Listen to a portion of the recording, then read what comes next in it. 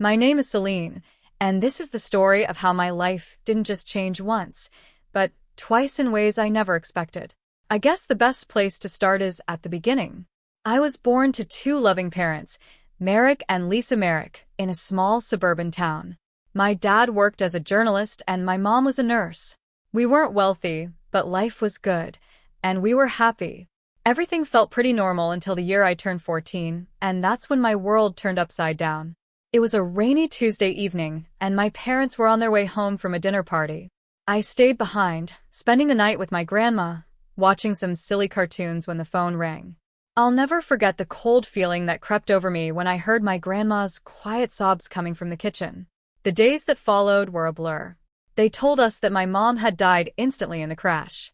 My dad had survived, but just barely. When I finally saw him in the hospital, he was nothing like the strong man I knew.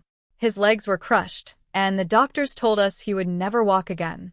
"Celine," he rasped, reaching out to hold my hand. "I'm so sorry, sweetie. I'm so sorry." At the time, I didn't understand why he was apologizing.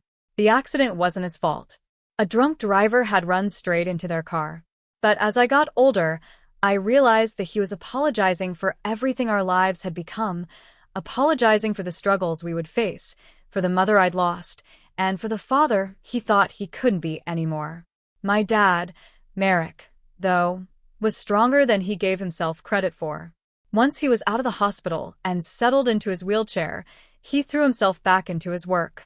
He had always been a skilled writer, and now he used that talent to become an editor at one of the city's major newspapers. As I grew into my teenage years, Dad made sure I had everything I needed. He encouraged me to make friends, join clubs, and live as normal of a life as possible. But in truth, I preferred spending time with him. We'd watch old movies, debate over books, and he'd even help me with my homework. When it was time for college, Dad insisted that I go away to school. "You need to spread your wings, kiddo," he said with a smile. "Don't worry about me. I'll be just fine." I was hesitant at first, but I knew he was right. So I packed my bags and went off to State University, where I majored in accounting. It was there that I met Jessica, who would soon become my best friend. Through her, I was introduced to her second cousin, Dax. Dax was kind, funny, and didn't even flinch when I told him about my dad's situation. In fact, the first time he met my dad, they instantly clicked, bonding over their love of classic rock. "Your old man's pretty cool," Dax told me after that first meeting. "And you're amazing for taking care of him all these years." I shrugged off the compliment, but inside, I was glowing. For the first time since the accident, I felt like maybe, just maybe, I could have a normal life, one with love, laughter, and even a family of my own someday. After graduation, everything seemed to fall into place. I got a job at a local tax service, and Dax found work as a long-haul truck driver. We dated for 2 years before he proposed on a crisp autumn evening in the park where we had our first date. I was over the moon, but there was one thing I needed to be clear about. "Yes, Dax," I said, "but I can't leave my dad. He still needs me." Dax smiled wide and said, "I wouldn't have it any other way. We'll all live together. Your dad's apartment is big enough for the three of us, right?" The wedding was small but beautiful. My dad insisted on wheeling himself down the aisle to give me away, and there wasn't a dry eye in the room. As I stood there, holding Dax's hand, it felt like I was living in a fairy tale. But, like every fairy tale, mine had its villains, and they came in the form of my mother-in-law, Marigold, and my sister-in-law, Callista. From the moment I met them, I could tell they didn't approve of me. During our first meeting, Marigold wrinkled her nose and asked, "So, your father is handicapped?" Trying to keep my cool, I replied, "He's disabled, yes. But he works as an editor." Marigold cut me off, clearly uninterested, saying, "How nice. But, Dax, darling, are you sure about this? There are so many nice girls from good families." Her words stung, and I felt my face burn with anger and shame. Luckily, Dax immediately came to my defense. "Mom, Celine is from a good family. Her dad's disability doesn't change that. I love her, and that's all that matters." That shut Marigold up, but I could still see the disapproval in her eyes. Callista wasn't much better, and after the wedding, she remained just as cold toward me. Despite that, Dax kept his word, and we all moved in with Dad. Our life settled into a comfortable routine. I worked at the tax office. Dax spent days on the road, and when he was home, we'd all have dinner together. But whenever Marigold and Callista visited, the atmosphere in the house shifted. They acted like they owned the place, barely even acknowledging my dad. One day, I overheard Marigold whispering to Callista, "It's such a shame. Dax could have done so much better. Now he's stuck with this girl and her crippled father. Can you imagine what their kids will be like with those genes?" I was furious, but for Dax's sake, I bit my tongue and kept the peace, even though it became harder and harder each time. One evening, after a particularly tense visit from Marigold and Callista, I broke down. Dax found me sobbing in our bedroom. "Hey, what's wrong?" he asked, wrapping his arms around me. "Your mom and sister," I hiccuped. "They hate me. They think I'm not good enough because of Dad." Dax's face hardened. "That's ridiculous," he said firmly. "You and your dad are my family now. If they can't accept that, then that's their problem, not ours." His words comforted me, but deep down, I knew this was only the beginning of the trouble with Marigold and Callista. As time passed, Dax's trucking business began to take off, and he was on the road more than ever. I missed him when he was gone, but I kept busy with work and spending time with Dad. One autumn evening, while helping Dad get ready for bed, Dax called with a burst of excitement. "Celine," he said, "how would you feel about buying a townhouse?" Marigold's smile faltered, but she quickly recovered, crossing her arms defiantly. "This house isn't yours, Celine. Dax worked for it, and now that he's gone, it should go to his family." I took a deep breath, trying to calm the shaking in my hands. Dax was my family, and so is my father. This house is legally mine. You have no right to be here. Callista scoffed, throwing a glance at Marigold. "We're just trying to help, Celine. You're not in any position to handle this house, especially with that crippled father of yours." Hearing them refer to my dad in such a callous way snapped something inside me. I moved closer, standing inches away from Marigold. "You're not helping. You're trespassing. Get out before I call the police." Marigold's eyes narrowed, and for a moment, I thought she might actually challenge me. But then she threw her hands up dramatically. "Fine. But don't think this is over. We'll be back, Celine. Mark my words." Callista followed her mother, shooting me a disgusted look as they stormed out of the house, slamming the door behind them. The silence that followed was deafening. My heart was pounding in my ears, and I realized I had been holding my breath. Dad rolled up beside me, his expression filled with concern. "Are you all right, sweetheart?" I turned to him, my eyes filling with tears as the weight of everything finally came crashing down. "No, Dad. I'm not all right, but I'll be okay. We'll be okay." He reached out, squeezing my hand. "We'll get through this. Together." I nodded, wiping away the tears and looking around the house. It didn't matter what Marigold and Callista thought. They couldn't take away what Dax and I had built together. This house, these memories, they were ours. And I wasn't going to let anyone take them away from me. That night, as I lay in bed, exhausted from the emotional toll of the day, I knew I had a long road ahead. Grief, loss, and the constant threat of Marigold and Callista trying to tear down everything I held dear. But with Dad by my side and the memory of Dax's love guiding me, I knew I had the strength to face whatever came next.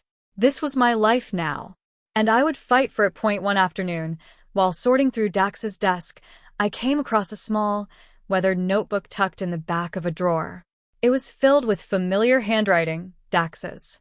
Flipping through the pages, I realized it was a collection of notes, thoughts, and messages he had written to himself over the years. Some pages were filled with plans for the future, road trips he wanted to take with me, gardening ideas he had for Dad, even little reminders to fix the leaky faucet in the kitchen. But then, towards the back, the entries became more serious, almost reflective. One note, written in bold letters, caught my attention. "Protect Celine and Merrick." Beneath it, he had jotted down a list of things he had done to ensure our safety, creating the will, updating the insurance policy, and paying off debts. It was clear that he had been preparing for the possibility of leaving us, even if he had never mentioned it to me. I felt a lump form in my throat as I realized how much Dax had thought ahead, how much he had worried about us. He had never been one to talk about his fears, but here they were, laid bare in ink. In a way, it was like getting to know a different side of him, a side that had quietly carried the weight of responsibility without ever letting me see. At the very end of the notebook was a final entry, written just a few weeks before his accident. I hope Celine never has to read this. But if she does, I know she'll be okay. She's stronger than she thinks. Tears welled up in my eyes, but this time they weren't just tears of grief. They were tears of gratitude, of love, and of the unshakable bond that Dax and I had shared. Even though he was gone, I could feel his presence with me, guiding me, protecting me, and reminding me that I was never truly alone. Closing the notebook, I placed it gently back in the drawer, a sense of peace washing over me. Dax had done everything he could to make sure we were taken care of, and now it was up to me to honor that. I would live my life fully for both of us.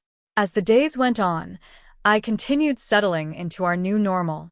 Dad and I spent more time together, finding comfort in our shared grief and slowly rediscovering the joy in everyday moments, whether it was working in the garden or watching a favorite TV show. The house no longer felt empty. It felt like a place of love and memories, a sanctuary where Dax's spirit still lingered. Marigold and Callista never returned after that final confrontation. Whatever fight they had left in them seemed to evaporate the moment they realized they had no claim to our life. I didn't expect them to apologize or acknowledge the hurt they had caused, but that didn't matter anymore. I had my family, my home, and my peace. That was all I needed. Life wasn't the same without Dax, but as time passed, I learned to carry the weight of his absence with grace. I found strength in the love we had shared and in the future we had planned together, even if I had to live it without him. And in the quiet moments, when the house was still and the world felt distant, I could still hear his voice in my heart, whispering the same words he had written in his notebook. "You're stronger than you think." And I knew he was right. As Marigold and Callista's car disappeared down the street, I stood on the porch for a moment, taking in the quiet. The garden rustled gently in the wind, and I felt a profound sense of relief settle over me. For the first time since Dax's death, I truly believed that everything was going to be all right. I glanced down at my belly, cradling it protectively. This baby, Dax's baby, was a gift, a piece of him that would live on. Marigold's venomous words didn't matter. She couldn't touch the love I carried within me, both for Dax and for the new life growing inside me. I walked back inside the house where Dad was waiting, his warm smile meeting me at the door. "Everything okay out there?" he asked, his tone gentle but knowing. I nodded, returning his smile. "Yeah, everything's fine now." Dad pulled me into a hug, and for a moment, we stood there in the soft light of the afternoon, just the two of us. But not really just the two of us anymore.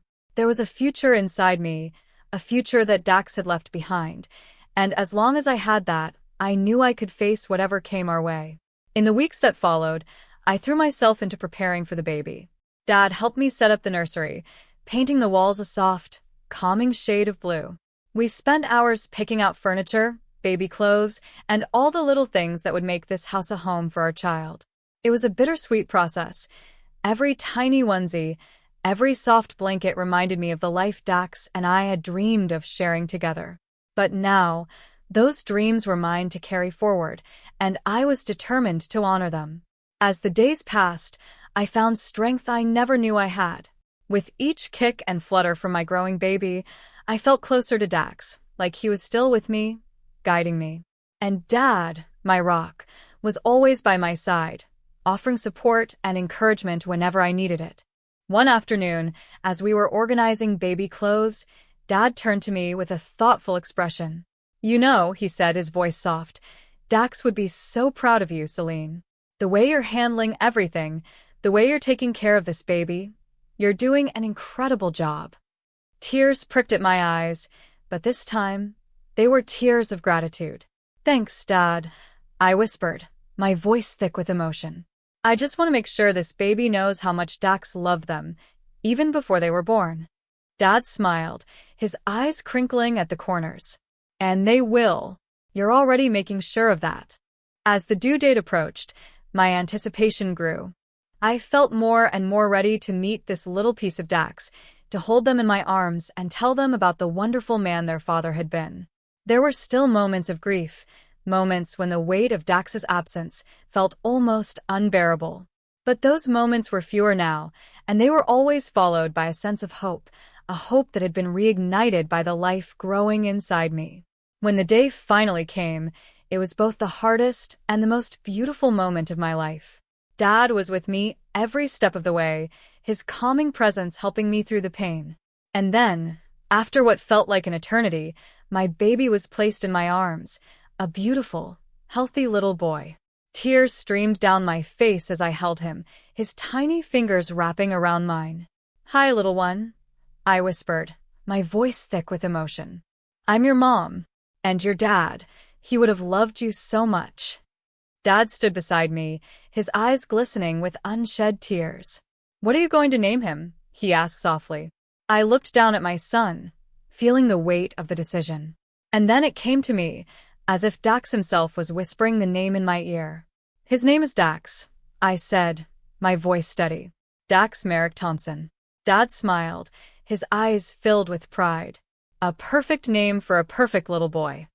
As I held my son close, I felt a deep sense of peace. Dax may have been gone, but his love was still here, living on in our son, in the home we had built together, and in the future we had dreamed of. And I knew, without a doubt, that everything was going to be okay.